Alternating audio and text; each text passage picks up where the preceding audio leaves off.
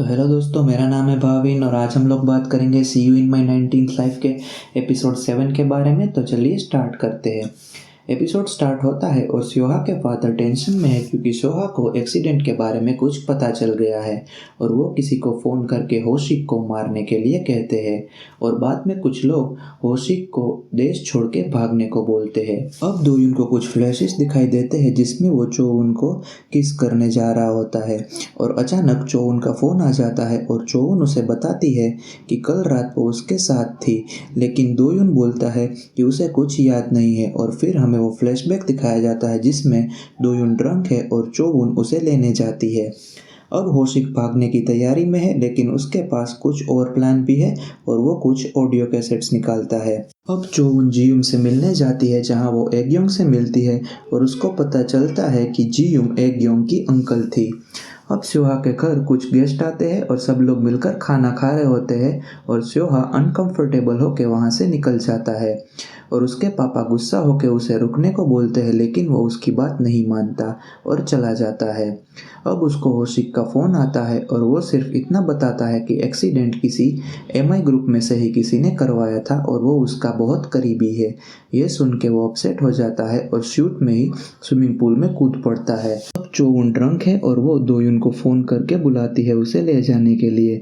अब सोहा दोयुन को फ़ोन करता है लेकिन उसे लेने जियुम वहाँ पे आ जाती है और तब सोहा बहुत इमोशनल होता है, इसीलिए वो अनइंटेंशनली जियुम को किस कर देता है। जियुम बताती है कि अगर किस हो तो प्रॉपर होना चाहिए और बाद में दोनों पैशनेट किस शेयर करते हैं और बाद में जियुम सोहा को घर छोड़ने जाती है। अब चोउन को छोड़ने दोयुन जाता है जहां ड्रंक चोउन दोयुन को किस करने की कोशिश करती है और सो जाती है।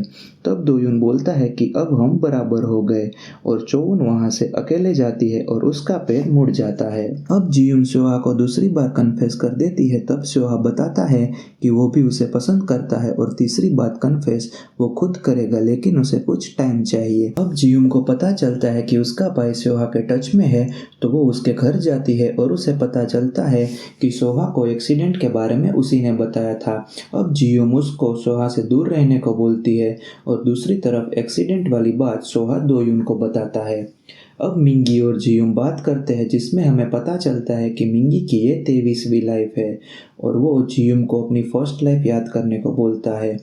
अब चोउन अपना एंकल ठीक करने में लगी होती है कि उसको याद आता है कि दोयुन को सब याद है और वो खुश हो जाती है। अब सोहा के अंकल उसके घर जाते हैं और वो सोहा का फ़ोन देखते हैं जिसमें वोंजू कैपिटल्स के फ़ोन की हिस्ट्री होती है।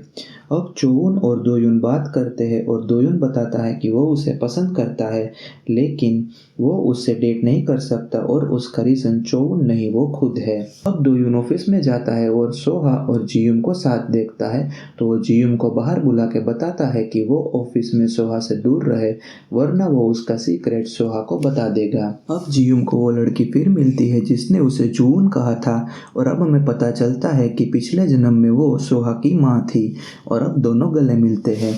अब सोहा को होशिक का मैसेज आता है और वो उसे मिलने के लिए निकलता है और जियुम भी उसका पीछा करते हुए वहाँ पर पहुँच जाती है और वो बताती है कि उसको भी एक्सीडेंट वाली बात पता है और सोहा बताता है कि उसने सिर्फ ये जानने के लिए ये सब किया है कि जून का कातिल कौन है और इतने में होशिक का फ़ोन आ जाता है और वो एड्रेस भेजता है और सोहा को अकेले आने के लिए कहता है।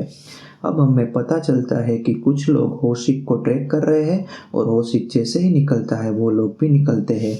अब जियुम एंट्रेंस तक उसके साथ जाती है और जैसे ही सोहा वहाँ से निकलता है उसे कुछ फ्लैशेस दिखाई देते हैं जिसमें सोहा ट्रेडिशनल कोरियन आउटफिट्स में दिखाई देता है और एपिसोड ख़त्म हो जाता है। तो ये था हमारा एपिसोड नंबर 7। उम्मीद करता हूँ आपको पसंद आया होगा। पसंद आया तो लाइक शेयर और सब्सक्राइब करना ना भूलें और अगर आपके मेरे लिए कोई सजेशन या सुझाव है तो नीचे कमेंट भी कर दे। तो मिलते हैं अगले वीडियो में एपिसोड 8 के साथ। तब तक के लिए जय हिंद जय भारत।